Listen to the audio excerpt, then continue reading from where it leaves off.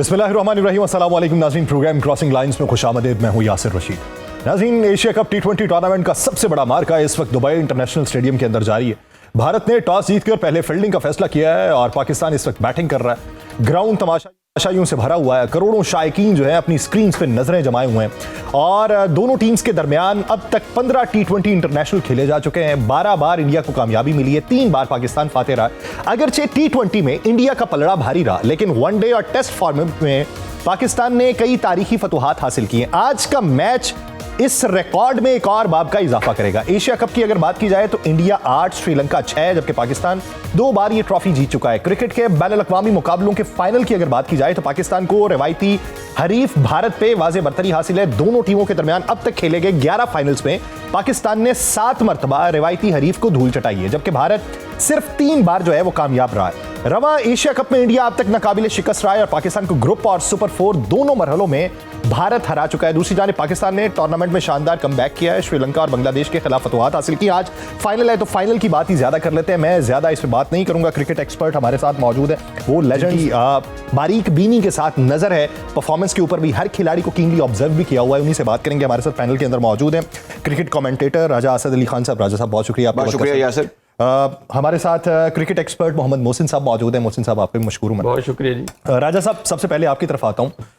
एक टूर्नामेंट जिसमें 2 बार हम एक ही टीम से हारे हैं, तीसरी बार फिर उसके मद्दे मुकाबले हैं, लेकिन ये मार्का फाइनल का है। दोनों पहले मैचेस में और आज के मैच में फर्क क्या है? 2 बार हारी हुई टीम, 2 बार जीती हुई टीम, आज के मैच में क्या फर्क नजर आता है? जी, आपने 2 मरतबा का जिक्र किया, थर्ड टाइम एनिमी एक्शन होता है। तो मैं हमें आज पाकिस्तान को एनिमी एक्शन कर देना चाहिए, क्योंकि जो आगाज हुआ है वो बड़ा माकूल है और पाकिस्तान फेयरलेसली बैटिंग कर रहे हैं। Pakistan is known for that. जहां तक इंडिया की टीम का ताल्लुक है, ये पुराने हमसे हारे हुए पिटे हुए, आप दिल ये कभी हमारा मुकाबला कर नहीं सकते थे। हमारी जो अपनी कोताही है क्रिकेट के अंदर वो हमारे सामने आई और हमने देख लिया कि जो T20 क्रिकेट है इसके मुताबिक हमने अपने आप को एडजस्ट नहीं किया। हमने इसको कुछ और चीज समझ लिया। हालांकि हम ज़हनी तौर पर, जिस्मानी तौर पर और रूहानी तौर पर भी इस क्रिकेट के बड़े करीब है, क्योंकि हमारे जो यंगर फोक है ना, इनमें मोस्टली जो पिछले 15-20 साल में अमर्ज हुए हैं 2003-4 के बाद, जब T20 का पाकिस्तान में चर्चा शुरू हुआ, तो दिमागी सलाहियत जो फैकल्टी है उसमें बड़े कमजोर रहे हैं। हमारे ऑर्गेनाइजर्स भी, जो सो कॉल्ड कोचेस हैं, वो हम ट्रांसफॉर्म नहीं कर सके। आप ये देखिए ना कि नहीफ नजर आते हैं, लागर नजर आते हैं। पहले भी यही हम्बल बैकग्राउंड थी। कोई जिनकी माएँ भी अब उस वक्त भी एनामिक थी, अब भी एनामिक है, कमजोर है, लेकिन हिम्मत बड़ी जवान थी। और दे मोस्ट क्रिकेटर जिन्होंने शॉट मेकिंग में नाम पैदा किए, वो मॉडर्न बैकग्राउंड से थे। अब ये हो रहा है कि हम हर चीज में पिछड़े हुए हैं। अब ये इसका बड़ा लंबा और तवील जवाब है। लेकिन आज के अगर इस मैच की बात करें तो मेरे ख्याल में हमने जो ऑफ द फील्ड एक्टिविटीज की, जो अपनी जुर्रत दिखाई, जो हमने अपनी जवाबमर्दी दिखाई in terms of gestures and respond. देखिए, आजकल का जो दौर है ना, ये वर्स्ट दौर है क्रिकेट का।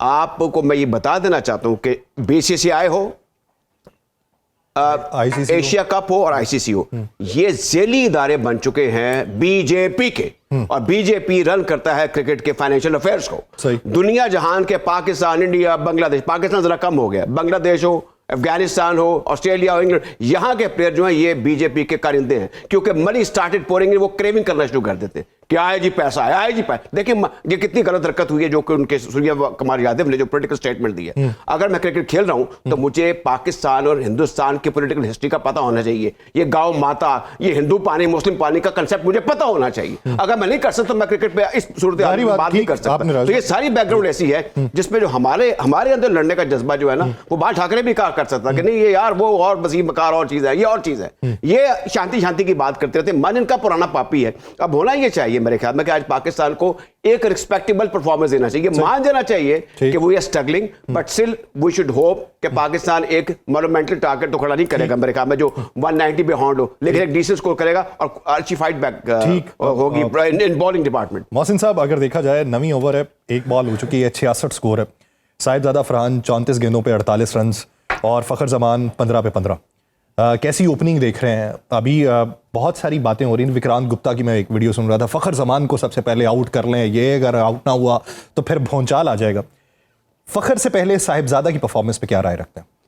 देखिए, आज थोड़ा सा मैं उस पर बात कर दूं कि जो इस टूर्नामेंट में जो प्लसेस है ना, वो पाकिस्तान के ज़्यादा हैं। ठीक, इसलिए कि इंडिया श्रीलंका जब हारता है सर एक खुशी बीच में शामिल करनी है, छक्का लगा है सर फखर जमान की तरफ से। फखर जमान। अब ये देखिए कि पाकिस्तान ने दोनों टीमों को रिस्ट्रिक्ट किया 130 पे। इंडिया ने उससे स्कोर खाए हैं, इंडिया ने हमसे भी स्कोर खाए हैं, इंडिया ने श्रीलंका से भी स्कोर खाए हैं, तो इंडिया एक्सपोज हुई है। आज मैं समझता हूँ कि पाकिस्तान जीत जाएगा। उसकी वजह यह है कि इन बोथ केसेस पाकिस्तान ने बैटिंग करनी थी। मैं पहले भी ये बात, टॉस जीतते भी तो पाकिस्तानी बैटिंग करता। अच्छा, तो वो जीतते तो उन्होंने हमें करवानी थी। They are good in chase, we are good in setting target. सही। और हम थोड़े से चेज में कमजोर हैं क्योंकि हम गिन के नहीं खेल सकते। इस वक्त जो टीम है वो इंडिविजुअल परफॉर्मेंस वाली टीम है। जैसा साहबजादा फरहान है, आज इनिंग खेल जाता है, तो फिर ये अभी जो आज मुझे नजर आ रहा है पैटर्न, वो पैटर्न है जो T20 का होना चाहिए। T20 इतनी सिंपल गेम है, हमने थोड़ी सी कॉम्प्लिकेटेड कर दी इसको बुरा खेल के। 6 ओवर में आप सिंपल टारगेट सेट करें जी 40 से 45 करना, अगले 6 में आप करेंगे 40 से 45 करना, और प्लेयर पे उसको ये मत कहें कि जी आपने छक्के मारने, उसको कहें 40 से 45 करना, वो 2 करके करे, वो 1 करके विकेट कर लें। यस, 80-90 रन हो गए ना 12 में आपके जी। तो अगर आप विकेट आपके पास पड़ी है तो अगले 8 में 80 करना कोई मुश्किल नहीं है। सना सर, साहिबजादा फरहान 50 कर चुके, तो वो अगर साहिबजादा फरहान 50 कर गए तो we are right on target. अच्छा, हाँ जी, we are right on target. आप अगर कोई हुसैन तलत अपनी मिजाज के मुताबिक इसमें इनिंग नहीं खेलता और इस वक्त जो मोमेंटम दिया है इसमें सलमान आगा और हुसैन तलत आगे नहीं आते, आगे हारिस को आना चाहिए या साइम, अभी तो साइम आएगा, तो आगे अगर वो इसी मोमेंटम को कैरी करते हैं तो फिर हम 190 करना कोई अचंभे की बात नहीं होगी, आज हम करेंगे। सही, ठीक। राजा साहब, बड़े प्लेयर्स की शमूलियत या अदम शमूलियत के ऊपर बड़े तहफ़्फ़ुज़ात थे कि नहीं हैं, आप देखें कि मुकाबला करने जा रहे हैं, उधर भी कुछ नहीं है, लेकिन बड़े प्लेयर्स तो हैं, एक्सपीरियंस्ड हैं। हमारा नौजवान तबका जो है, नौजवान प्लेयर जो है, उसके अंदर कितना स्पार्क है या हमने उसे कितना जो बेहतर समत है उस तरफ गामजन किया हुआ? I am sorry not. अगर हम खालसन क्रिकेट की बात कर लें तो हमने उनके लिए कोई मोटिवेशन, जैसे अभी ये देसी कोच है ना मोहसिन साहब, हमें इस किस्म के हेड कोच की जरूरत है। मैं खुदाना खासा माइक हैसन की कोई उनको लेट डाउन नहीं कर रहा, बड़ी इज्जत होनी चाहिए, वो उस्ताद का दर्जा रखते हैं, लेकिन आपने कहा जो सवाल है वो कोर इशू है कि मैं बताया नहीं गया, पता ही कुछ नहीं है। लोग ये समझते हैं, यंगर फोक को ये बताया गया है कि cricket is like income tax, police, custom, लुटो पुटो खाओ पियो। ये एक वो तबका है, एक तो वो तबका है जो कि इन इदारों में बड़ा ईमानदार, बड़ा फर्शनास है, लेकिन ऐसे लोग भी हैं। तो क्रिकेट को भी ये समझ कर आ जाते हैं, और पेरेंटहुड है, यू नो। पहले बताया जाता था, जैसे मेरे वालिद, मेरे दादा वो गांव में क्रिकेट खेला करते थे इन 30s। मेरे वालिद तो 33 का टेस्ट मैच भी देखा था दादा ने कलकत्ता में।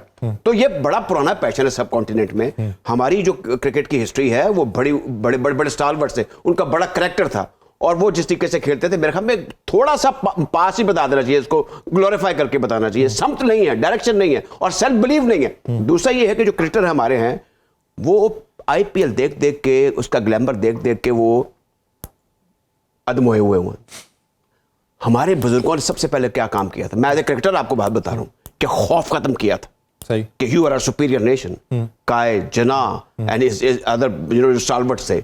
तो क्रिकेट के अंदर इसका बड़ा अमल दखल है। ये बड़ी कैरेक्टर वाली, इसमें बड़ी परसेवरेंस चाहिए, इससे बड़ी डेडिकेशन, डिटर्मिनेशन चाहिए। ये जब तक आप नहीं बताएंगे, और ये जो नॉन क्रिकेटर मोटिवेटर्स है ये नहीं बताएंगे, ये बॉसर साहब जैसे लोग जो है उनको विजिट कराना चाहिए। इस तरह के आपको और 4-5-6 लोग मिल जाएं तो मुझे पूरी उम्मीद है कि हमारे मुल्क में क्रिकेट जो है इंप्रूव कर जाएगी। हो ये रहा है कि एक प्रोपोर्शन बहुत ज्यादा उन लोगों की जो कि क्रिकेट के अंदर नॉन स्टेज एक्टर्स हैं, वो मिक्सअप हो गया। तो मेरे ख्याल में बड़ा जरूरी है कि इससे पहले कि बहुत हमें देर हो जाए और हम कोई अच्छे नतीजे ना दे सके, मुसलसल हम इसके आदी हो जाए, मुश्किलें इतनी पड़ी कि हम कहें बस सब कुछ अब आसानी हो गया। तो हमें इस तरफ खुसूसी तौर पर तवज्जो देनी होगी। इस सिलसिले में हर शख्स को, हम हर बात पे क्रिकेट बोर्ड को ले आते हैं, उनको लान तान करते हैं, उन पर अपना हमारा वहीं पर एक फर्स्ट क्लास क्रिकेटर भी क्रिटिसाइज करता है PCB को, सेलेक्शन कमेटी को।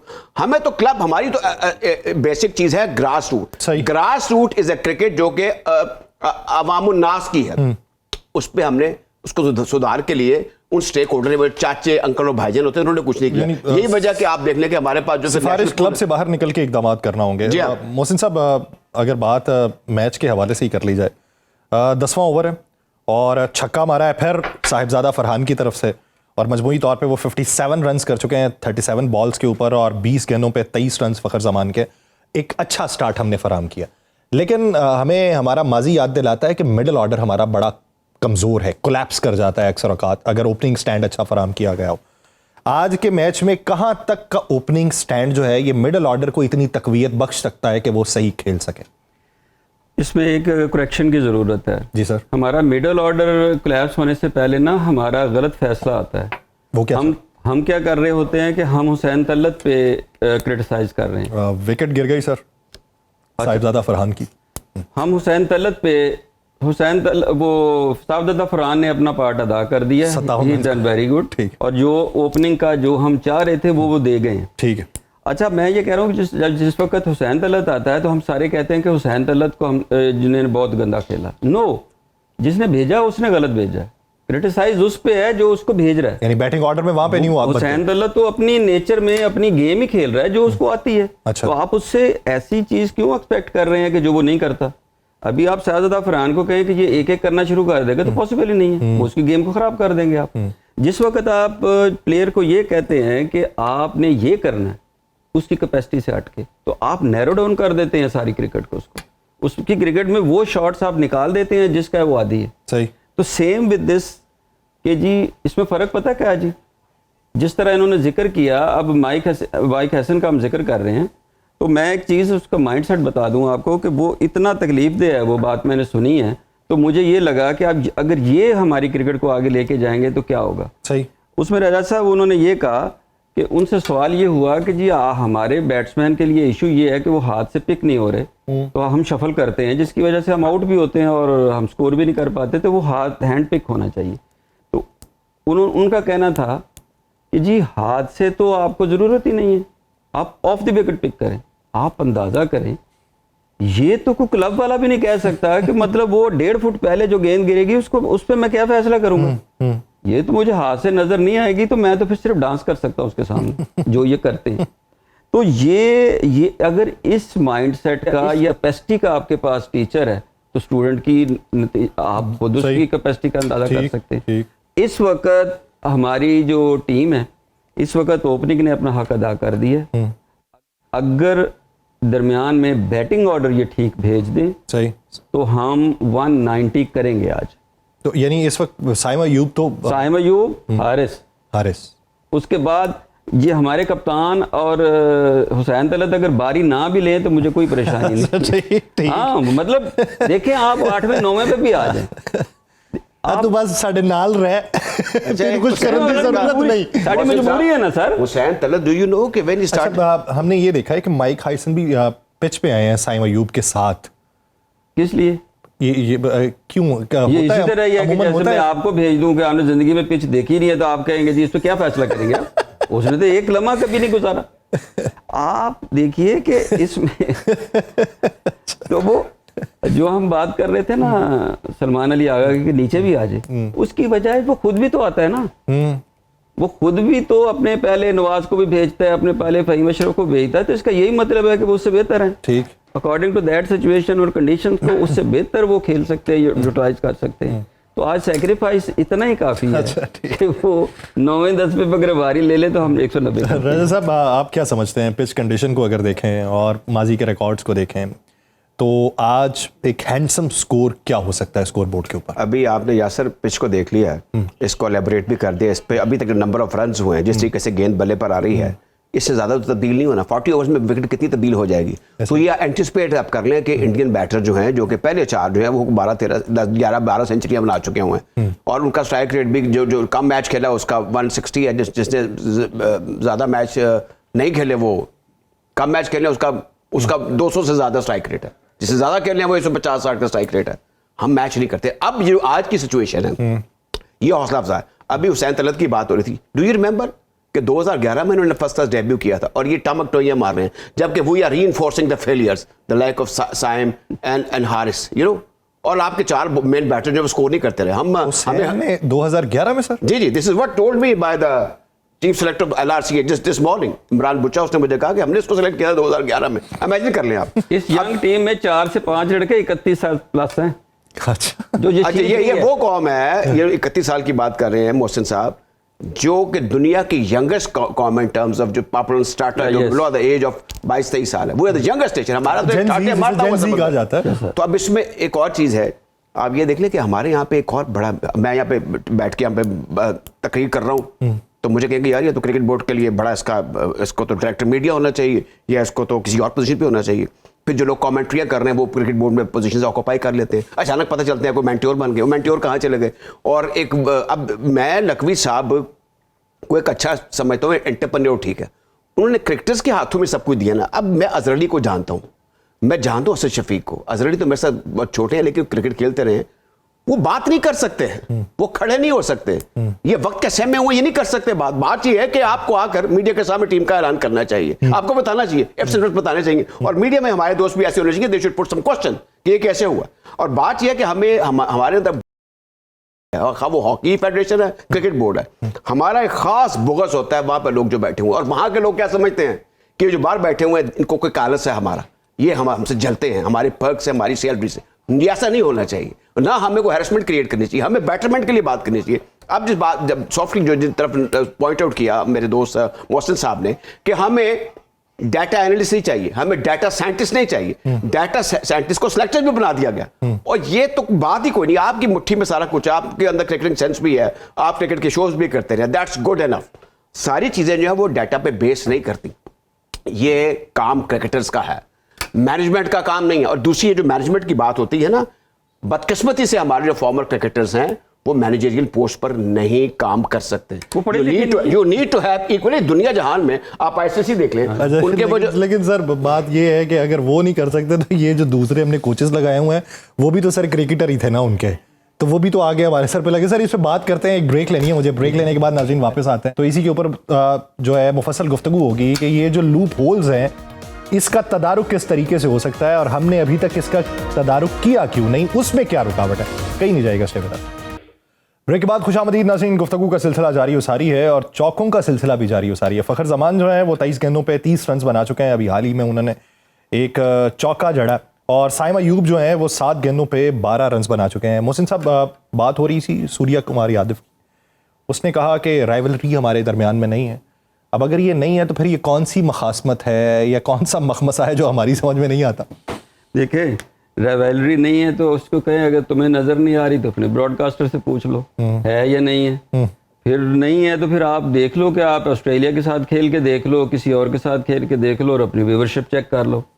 अगर राइवलरी नहीं है तो फिर चलो हम तो स्क्रीन्स लगा रहे हैं, तुम क्यों लगा रहे हो? हाँ। वो वहां पे इतनी जो स्क्रीन्स लग रही हैं तो फिर 6-0 पे भी एतराज नहीं होना चाहिए। नहीं, फिर मतलब ये और ये में आपको क्या प्रॉब्लम है? अगर आपके नहीं गिरे तो आपको ये तकलीफ क्यों दे रहा है? हाँ। आपके तो गिरे ही नहीं है तो आपको क्यों परेशानी है भाई? और अगर नहीं है तो फिर आपको मुसाफा करने में क्या परेशानी है? कहीं तो आपके बैक ऑफ माइंड कोई चीज चल रही है ना जो तकलीफ दे रही है, तो आप हमें फेस नहीं करना चाह रहे। पहले तो वो देखे ना, मुसाफा नहीं कर पा रहे थे, अब उम्मीद है इंशाल्लाह आज वो आंखें भी नहीं मिला पाएंगे इस मैच के बाद। तो ये जो चीजें है ना जी, ये वो सियासी मकासद है। जिस तरह राजा साहब ने बड़ा अच्छा एक्सप्लेन कर दिया कि जय शाह बेटा है एक एमएनए का, बीजेपी का, और अमित शाह का, और फिर वो जो अपना वो है बीजेपी का वो राइट हैंड है उसका। तो थ्रू दैट लाइन वो एक नैरेटिव लेके चल रहे हैं। उनके एक साफी से मेरी बड़ी 3 दिन पहले बात हो रही थी, वो कह रहे थे कि हमारे यहाँ ये है कि अगर हम हार गए तो हमारा एक पूरा नैरेटिव तबाह होना है। तो हम तो सिर्फ क्रिकेट खेलने गए हुए हैं, वो तो नैरेटिव लेके गए हुए हैं। अभी और भी सर कुछ तबाह होना राजा साहब, सर मेरा एक आमियाना सा सवाल है, मैं क्रिकेट एक्सपर्ट तो हूँ नहीं, ना तज्जिया। ये बार-बार आप क्यों कह रहे हैं? आप प्रूफ क्या करना चाह रहे हैं? आपको बड़ा क्रिकेट का माशाल्लाह सर मैं एक आमियाना, आप देखें, आपने खुद ही बताया जिन लोगों के नाम लिए जैसा, और आपका आई कैन सी ये बात है वो जो नहीं कहते बस भी सब मासूमाना सवाल। सर वो ये है कि बारहा कहा जाता है कि ये बड़े मैच का प्लेयर है। मेरा सवाल ये है कि वो जो बड़े मैच का प्लेयर है वो छोटे मैच में क्यों नहीं चलता? फ़खर ज़मान को आज देखे 33 रन कर गए, बड़ा मैच है, उसके प्लेयर हैं, छोटे मैचेस में क्यों नहीं चलते? क्यों उसका कोई बार नहीं होता कंधों पे? मुझे लगता है कि फ़खर ज़मान जो है ना, पहले देखिए गेंद उनके वो खड़े खड़े बल्ले पर आती थी, ये करते थे। अब वो गेंद तरफ रश करते हैं। दैट मीन के ये देखें 35-36 साल में बैट्समैन बूढ़ा नहीं हो जाता, लेकिन जब आप 15-20 साल में प्रेशर ले रहे हो, ट्रैवलिंग कर रहे हो, आपको अंदाजा होगा होटल की लाइफ बड़ी हॉरिबल होती है, आपके चाहे 7 स्टार में रहें, travelling itself is a problem, तो आप थक भी जाते हैं, आप अब बोर भी हो जाते हैं, ये चीजें ऐसी हैं।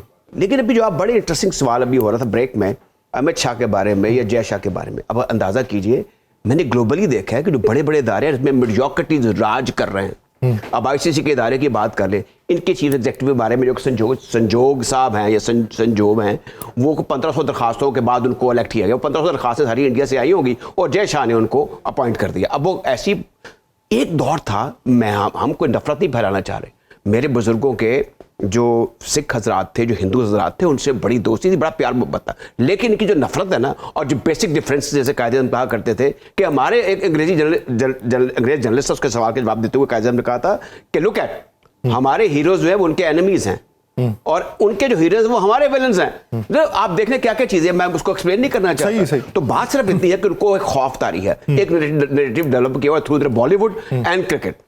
वैसे मैंने इंडिया वास्ती ट्रैवल किया हुआ, जनरल पब्लिक क्रिकेट चाहती है, अमन पसंद भी है, लेकिन इस वक्त जो बीजेपी गवर्नमेंट है उसका ये है कि हर महाज पर खासतौर पर क्रिकेट में, अभी ये जो अंडर 17 फुटबॉल की चैंपियनशिप हुई है उसमें पपिया जपिया डाली है इन्होंने, वो उधर कर नहीं सकते। नहीं सर, उधर मीडिया कम था ना। ना, मैं उधर फीफा है और एशियन फुटबॉल कॉन्फेडरेशन है, और इससे बड़ा इदारा ये वैसे फीफा भी कंट्रोवर्शियल है। जहां तक इंटरनेशनल ओलंपिक एसोसिएशन, वहां पर इनकी जरूरत नहीं हो सकती कि वहां पर ऐसी हरकत करें, क्योंकि वो रिच इदारा है, वहां पे ये मेजोरिटी नहीं है। और ये देखें, पढ़ लिख जाना और चीज है, वो कहते थे ना बुल्ले शाह, इलम पढ़े शराब ना होमन, जेड़े होमन असल कमीने, ये कमीने वाली हरकतें करते हैं। मुझे ये वर्ड यूज नहीं करना चाहिए, जैसे आपने कहा था आमियाना सलफ है, लेकिन ये हरकतें, अब ये क्या किया सूर्या कुमार यादव ने, अगर होता डालमिया, अगर होता दुंगारपुर, अगर होता सालवे, तो मैं देखता ही कैसे करता है, कैसे मोदी जी उनको कहता है कि ये करे, उन्होंने कहा था नहीं, हम इंडिपेंडेंट है।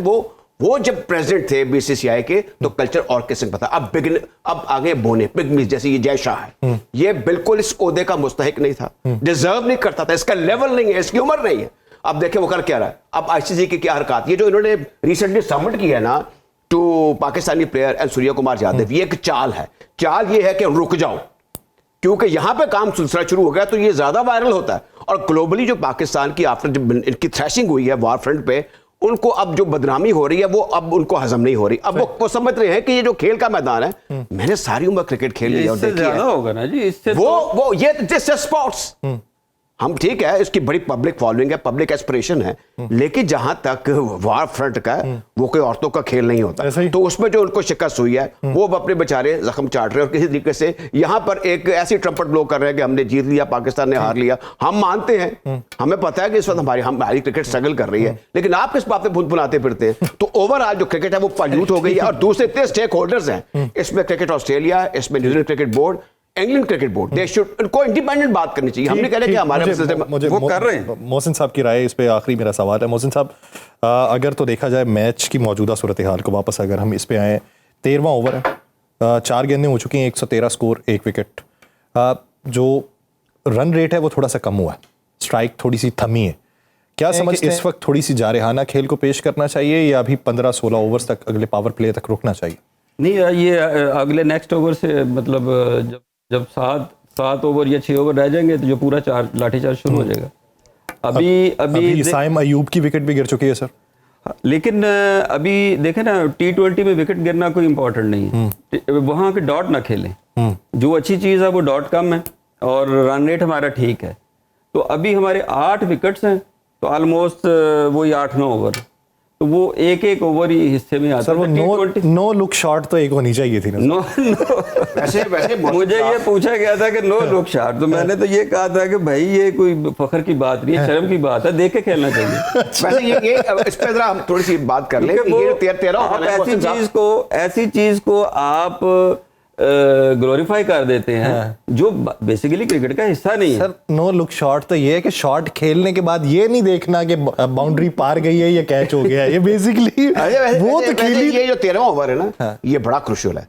अब यहां से टेक ऑफ करने की पोजीशन, आपने यहां पर ट्रिकल डाउन नहीं होने देना, क्योंकि अब आप ऐसी पोजीशन पे आ चुके हैं जहां पे आपको एक मोन्यूमेंटल टारगेट लीजिए 190 इसके 90 रन चाहिए आपको। हाँ, ये विकेट जो है ये बन जाएंगे, बन जाएंगे, बिल्कुल बन। यानी आप क्या समझते हैं कि सर 190 190 देखें हकीकत पसंद आना। ये तो बल्ला चलने वाली बात है।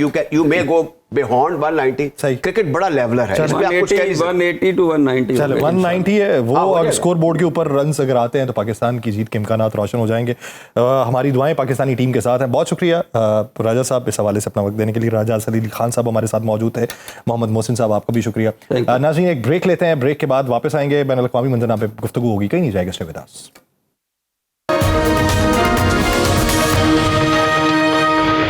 ब्रेक के बाद खुशामदीद। नाज़रीन अमरीकी सदर डोनाल्ड जे ट्रंप अगरचे ईरान इजराइल जंग खत्म करवाने का क्रेडिट लेते हैं जिसकी ईरान ने कभी तरदीद भी नहीं की, मगर दोनों ममालिक के दरमियान ताल्लुकात सरेदस्त मामूल पर नहीं आ सके, जिसकी एक मिसाल ईरानी सदर मसूद पेज़ेश्कियान का हालिया बयान है जिसमें उन्होंने खबरदार किया है कि अमरीकी सदर डोनाल्ड ट्रंप के इक़दाम पूरे खित्ते को आग लगा सकते हैं। दूसरी जानिब अमरीकी सदर ट्रंप बारहा ये कह चुके हैं कि वो ईरान को जौहरी हथियार हासिल नहीं करने देंगे।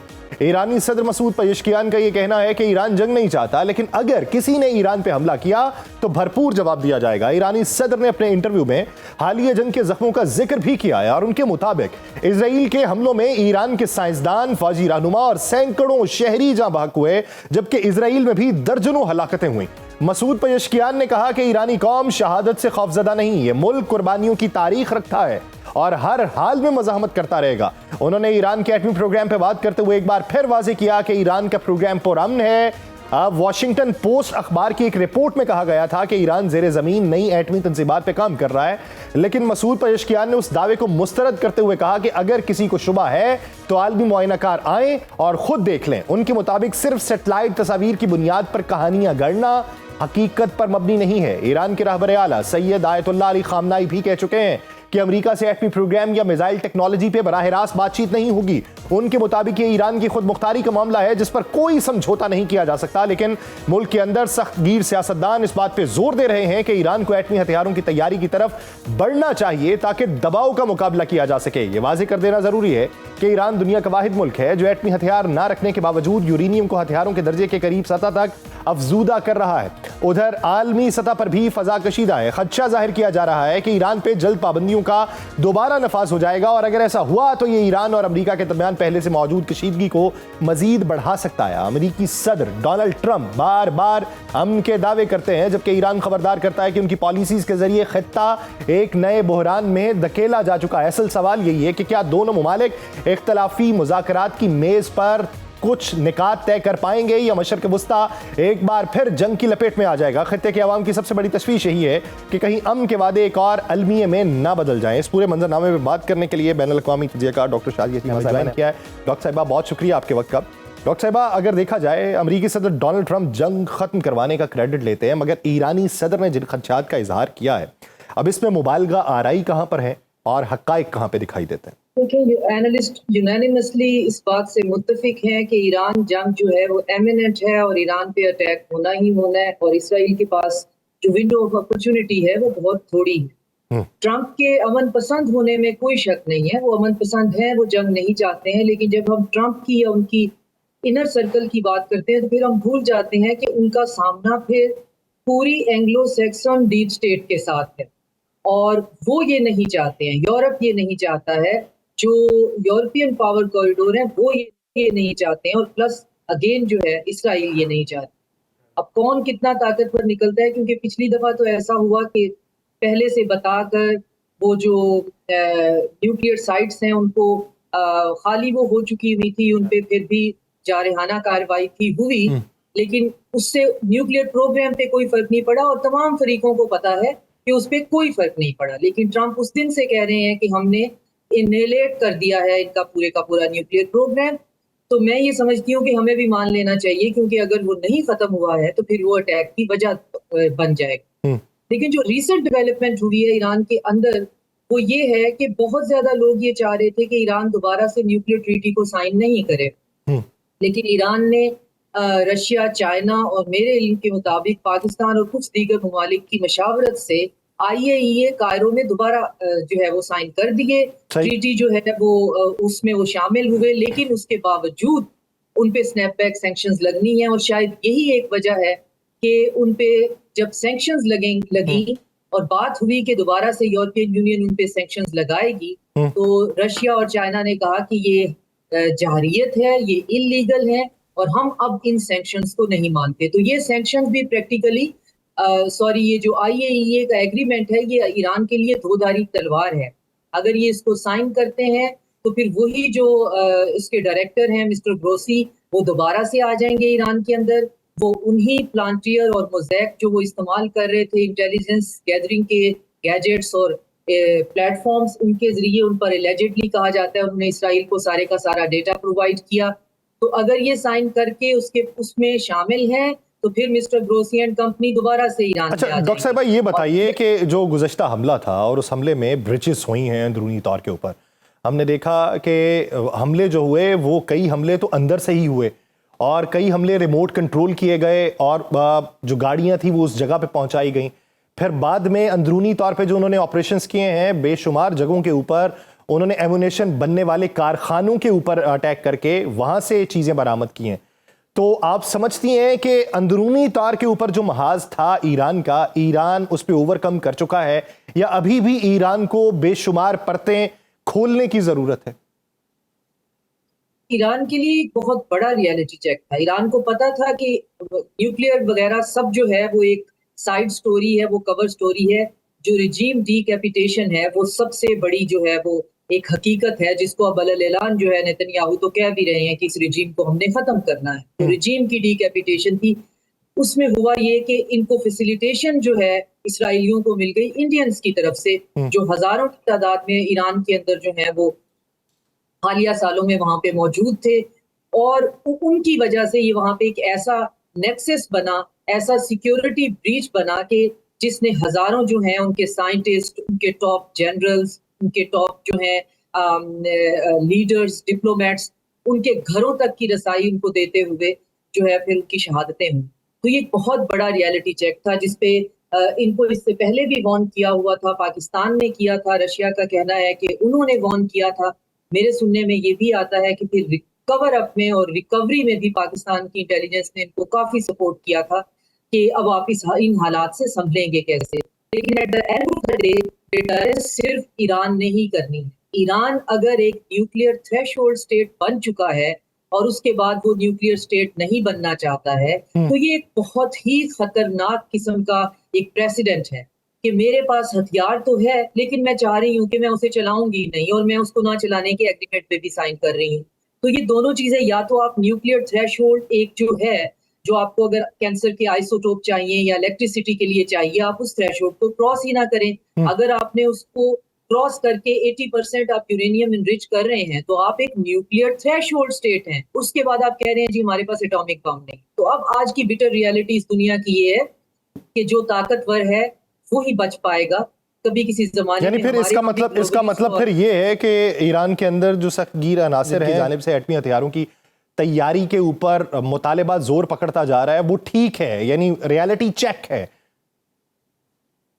बिल्कुल आप ठीक कह रहे हैं। और अब ये भी बात हुई है कि जो फतवा है उनका कि न्यूक्लियर जो है वो हमने आर्सेनल तैयार नहीं करना, वो इंसानियत के लिए खतरा है। तो उसमें जो एक दोबारा से उस पर इज्तिहाद हुआ है तो उसमें ये बात सामने आई है कि इस्तेमाल पे फतवा है, बनाने पे नहीं है। तो अब बनाने तक की बात जो है वो अंदर हो रही है ईरान के अंदर। और मैं जाती तौर पे ये समझती हूँ चाहे ये कितना ही सुनने में जो है वो लगे कि ये इनह्यूमेन है, लेकिन ईरान के पास सर्वाइवल का सिर्फ एक ही रास्ता है कि वो अपनी न्यूक्लियर जो है या तो किसी न्यूक्लियर अम्ब्रेला के अंदर आ जाए जैसा कि उसे चाइना और जो खास तौर पे रशिया प्रोवाइड कर रहे हैं, जिसपे पुतिन ने कहा भी कि Iran is not an easy country to handle.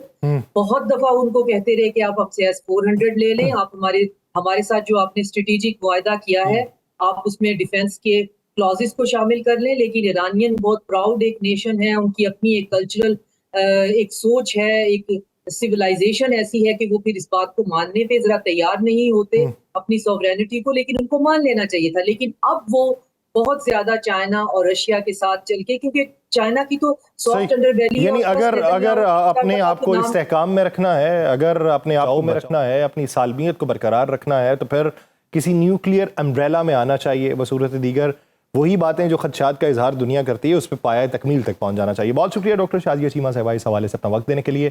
नाज़रीन दीगर इश्यूज पे बात करेंगे एक शॉर्ट ब्रेक के बाद, कहीं नहीं जाएगा, स्टे विद अस। ब्रेक के बाद खुशामदीद। नाज़रीन, लद्दाख बर्फ पोश पहाड़ों, सदियों पुरानी खानकाहों और तिब्बत के साथ जुड़े रिश्तों की सरजमीन। ये खित्ता कभी अपनी अलग बादशाहत रखता था और कभी ये कश्मीर की वसी व अरीज रियासत का हिस्सा रहा। तकसीम हिंद के बाद लद्दाख का मुस्तकबिल भी कश्मीर के साथ जुड़ गया और कई दहाइयों तक ये खित्ता मकबूजा रियासत जम्मू और कश्मीर का हिस्सा बना रहा। 5 अगस्त 2019 को इंडिया ने एक मुतनाज़ फैसला किया। आर्टिकल 370 और 35A को खत्म करके मकबूजा जम्मू और कश्मीर की खुसूसी हैसियत छीन ली गई। रियासत को 2 हिस्सों में तकसीम कर दिया गया। एक तरफ जम्मू और कश्मीर को असेंबली के साथ एक यूनियन टेरिटरी बना दिया गया और दूसरी तरफ लद्दाख को बराह रास्त दिल्ली के कंट्रोल में दे दिया गया। लद्दाख को यूनियन टेरिटरी तो कहा गया, लेकिन उसे कोई मुंतखब असेंबली मिली, न वजीर आला और न ही वो इख्तियारात जो एक रियासत के पास होते हैं। यही वो दिन थे जब लद्दाख के अवाम में बेचैनी बढ़ने लगी। लोग सोचने लगे कि उनकी सरजमीन, उनकी जुबान और उनकी सकाफत का तहफ़्फ़ुज़ कैसे होगा। यही सवाल रफ्ता रफ्ता तहरीक में बदला।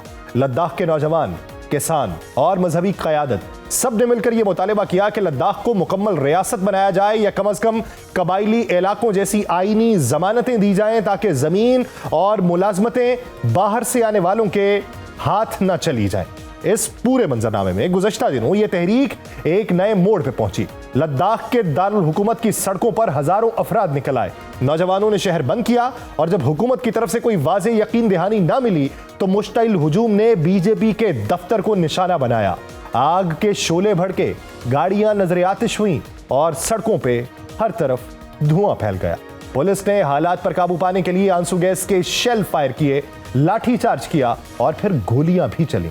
इस तसादुम में 4 अफराद अपनी जान से गए जबकि तकरीबन 60 जख्मी हुए। जख्मियों में पुलिस एहलकार भी शामिल हैं और कम से कम 6 की हालत तशवीशनाक बताई जा रही है। ये वाकयात 1989 के बाद लद्दाख की तारीख के सबसे ज्यादा पुरतशद्दुद मुजाहिरे करार दिए जा रहे हैं। उस वक्त भी लद्दाख में बदअमनी फैली थी जब लोग यूनियन टेरिटरी का मुतालिबा कर रहे थे और पुलिस की फायरिंग में 3 अफराद जान से गए थे। आज का मंजरनामा इस बात की याद दहानी है कि तारीख शायद अपने आप को दोहरा रही है। हुकूमत ने इन समाजी हलकों का इल्जाम या हंगामों का इल्जाम समाजी कारकुन सोनम वांगचुक पर डाला है, जिन्हें लद्दाख की तहरीक का चेहरा समझा जाता है।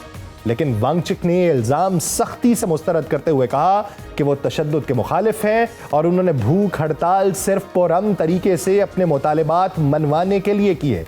और ये वही शख्सियत है जिसे एक अजीम शख्सियत पहले भारत में कहा जाता था। ये वही शख्सियत है जिसके ऊपर भारतीय फिल्म 3 इडियट बनाई जा चुकी है। जैसे ही ये मुजाहिरे पुरतशद्दुद रुख इख्तियार करने लगे, उन्होंने भूख हड़ताल खत्म करने का ऐलान किया और नौजवानों से अपील की कि वो तशद्दुद और तोड़ फोड़ से गुरेज करें। लेकिन सवाल ये है कि लोग आखिर चाहते क्या है। लद्दाख के अवाम के 4 बड़े मुतालिबात हैं। पहला, लद्दाख को रियासत बनाया जाए ताकि वहां की अपनी असेंबली और हुकूमत हो। दूसरा, 6ठे शेड्यूल के तहत मकामी लोगों की जमीन और मुलाजमतों की तहफ़्फ़ुज़ की जमानत दी जाए। तीसरा, कलीमा और कारगिल दोनों को लोकसभा में अलग अलग नशिस्तें मिलें ताकि उनकी नुमाइंदगी मुयस्सर हो। चौथा, मकामी नौजवानों को रोजगार के मौके मिले और बाहर से आने वाले उनके हिस्से की मुलाजमत ले जाएं। लद्दाख की आबादी 3 लाख है, मगर यह खित्ता जोग्राफियाई एतबार से इंडिया के लिए इंतहाई हसास है। इसकी सरहदें चीन और पाकिस्तान से मिलती हैं और लीमा में बुद्ध के मानने वालों की अक्सरियत है जो कई दहाइयों से अलग इंतजामी शनाख्त चाहते हैं, जबकि कारगिल में मुस्लिम आबादी ज्यादा है जो कभी मकबूजा कश्मीर के साथ जम होना चाहते थे। लेकिन 2019 के बाद से दोनों कम्युनिटीज एक मुश्तरका मकसद पर मुत्तफिक हो चुकी हैं कि लद्दाख को सियासी खुद मुख्तारी मिले ताकि उनके वसाइल, उनकी जमीन और उनका मुस्तकबिल उनके अपने हाथ में हो। लीमा में लगने वाला कर्फ्यू इस बात की अलामत है कि हालात किस कदर कशीदा हैं। पुलिस और नीम फौजी दस्ते जगह जगह पर तैनात हैं। इज्तिमात पर पाबंदी लगा दी गई है। मोबाइल इंटरनेट सर्विस को बंद कर दिया गया है। सवाल यह है कि क्या लद्दाख को वो हैसियत मिलेगी जिसके उसके लोग दहाइयों से तलाश में हैं, या ये खित्ता हमेशा दिल्ली के फैसलों का मोहताज रहेगा। ये एहतजाज एक नया बाब खोलेगा या फिर माजी की तरह खामोशी की नजर हो जाएगा। मगर इतना तय है कि इस सरजमीन के लोग अब अपनी शनाख्त और अपने हक के लिए एक बार फिर आवाज बुलंद कर चुके हैं और ये आवाज अब आसानी से दबाई नहीं जा सकती। लद्दाख के हालिया फसादात के दौरान एक शख्सियत नुमायां हुई जिन पर भारत ने हमेशा की तरह बेसरोपा इल्जाम आयद किया कि उनके पाकिस्तानी खुफिया इदारों से राबिते हैं। ये शख्सियत कोई और नहीं बल्कि सोनम वांगचुक है। वो कभी भारतीय जनता पार्टी के हामी रहे मगर अब लद्दाख में हालिया एहतजाजी तहरीक की क़यादत कर रहे हैं। 2019 में आर्टिकल 370A के खात्मे से कबल सोनम वांगचुक अक्सर सोशल मीडिया पर इंडियन वजीर आजम नरेंद्र मोदी की तारीफ किया करते थे, लेकिन जब इस दफा को गलत करार देने पर, आइन से निकाल देने पर, लद्दाख को यूनियन टेरिटरी बना देने पर सबसे पहले सोनम ने मोदी का शुक्रिया भी अदा किया था। उनके नजदीक ये लद्दाखी अवाम की देरीना ख्वाब की ताबीर थी, मगर वक्त गुजरने के साथ हालात बदले और महज 2 सालों के अंदर ही वही सोनम इस फैसले के सबसे बड़े नाक़िद और मज़ाहमतकार बनकर सामने आए। उन्होंने मुहिम का आगाज लद्दाख को रियासत का दर्जा देने और इंडियन आइन के 6 शेड्यूल के नफाज के मुतालिबे से किया। ये वो शिक है जो कबायली इलाकों को जमीन और मुलाजमतों पर मखसूस हुकूक देती है। सोनम ने बर्फानी सर्दियों में कई बार भूख हड़ताल की है, लेकिन कोई नतीजा नहीं निकला। बिलाखिर गुज़श्ता बरस वो अपने साथियों के हमरा नई दिल्ली की तरफ मार्च पर निकले, मगर सरहद पर ही गिरफ्तार कर लिए गए। बाद में हुकूमत ने एक आला इख्तियाराती कमेटी तश्कील दी जो बारहा उनसे मुज़ाकरात करती रही, मगर बात आगे नहीं बढ़ी। अब जबकि हुकूमत ने मुज़ाकरात का नया दौर अक्टूबर में शुरू करने का ऐलान किया है, तो सोनम ने सितंबर में ही भूख हड़ताल शुरू कर दी है। और यही वो लम्हा था जब नौजवानों का सब्र जवाब दे गया और लद्दाख के मुख्तलिफ हिस्सों में तशद्दुद भड़क उठा। सोनम वांगचुक ने मुतालिबा का दायरा मजीद वसी कर दिया है कि लद्दाख की जमीन और मुलाजमतें सिर्फ लद्दाखी अवाम के लिए मखसूस होनी चाहिए, जैसे भारत की शिमाल मशरकी रियासतों के अंदर उसूल है। यह मुतालिबा लद्दाख के कबायली तशख्खुस से जुड़ा हुआ है, क्योंकि यहाँ की अक्सरियत खुद को बैरूनी असरात से महफूज देखना चाहती है। लेकिन सवाल यह है कि 59 साला इंजीनियर और माहिर तालीम इस मोड़ तक कैसे पहुंचा। लद्दाख के एक गांव में पैदा होने वाला सोनम अपनी इब्तदाई तालीम अपनी वालिदा से हासिल करता है, क्योंकि उसके गांव में स्कूल नहीं था। बाद में वो श्रीनगर गए, जहां नेशनल इंस्टीट्यूट ऑफ टेक्नोलॉजी से इंजीनियरिंग की डिग्री हासिल की। वापस आकर उन्होंने बच्चों को अपनी मादरी जुबान में तालीम देना शुरू की और माहौलियात के मैदान में नई राहें निकाली। उनकी शादी गीता नजली अंगूर नामी एक समाजी कारकुन और साइंसदान से हुई और दोनों ने मिलकर हिमालयन इंस्टीट्यूट ऑफ अल्टरनेटिव्स कायम किया। और यह इदारा मकामी तालीम और माहौलियात के लिए सरगर्म अमल है। सोनम के इख्तराई ज़हन की मिसाल उसका बनाया हुआ अपना घर है, जो मट्टी और घास से तैयार किया गया और मनफी 30 डिग्री में भी गर्म रहता है। इसी तरह उन्होंने बर्फानी पानी को जखीरा करने के लिए स्टोपाकी तर्ज पर एक निज़ाम बनाया, जिसने लद्दाख में ज़रई और घरेलू जिंदगी आसान बनाई। इसी जिद्दत पर उन्हें आलमी सतह पर रोमन मैग्सिए अवार्ड से नवाजा गया। लेकिन वक्त के साथ उनकी तवज्जो सियासत और अवामी मसाइल की तरफ बढ़ती गई। उनके वालिद भी सियासत में सरगर्म रहे और मकबूजा जम्मू और कश्मीर की हुकूमत में वजीर के ओहदे पर बराजमान रहे हैं। भारतीय वजारत दाखिला ने यह बेसरोपा दावा किया है कि सोनम के बयानात ने नौजवानों को तशद्दुद पर उकसाया, मगर सोनम कहते हैं कि वो पीछे हटने वाले नहीं। उनके नजदीक असल सवाल यह है कि लद्दाख के लोग कब तक अपने ही वतन में अजनबी बने रहेंगे। वो तस्लीम करते हैं कि मज़ाहमत उनके लिए नहीं है, लेकिन अब वो उस रास्ते पर है जहां से पीछे हटने का सवाल ही पैदा नहीं होता। और यही बात उन्हें महज एक माहिर तालीम या माहौलियात के दाई से आगे बढ़ाकर एहतजाजी तहरीक की अलामत बना रही है। यह सारा मंजरनामा भारत के लिए एक मुश्किल चैलेंज है। एक ऐसा शख्स जिसे कभी मोदी का मद्दाह कहा जाता था, आज लद्दाख के हुकूक की सबसे तवाना आवाज बन चुका है। सोनम वांगचुक की एक कहानी इस हकीकत की अक्कासी करती है कि अवामी तवक्कुआत को महज नारों और वादों से नहीं दबाया जा सकता।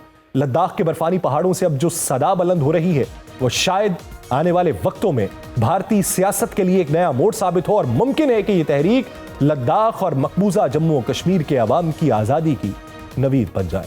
प्रोग्राम का वक्त खत्म हुआ चाहता है, मुझे दीजिए इजाजत। आपसे मुलाकात होगी जुमे के रोज। अपना बहुत सा ख्याल रखिएगा। अल्लाह निगहबान।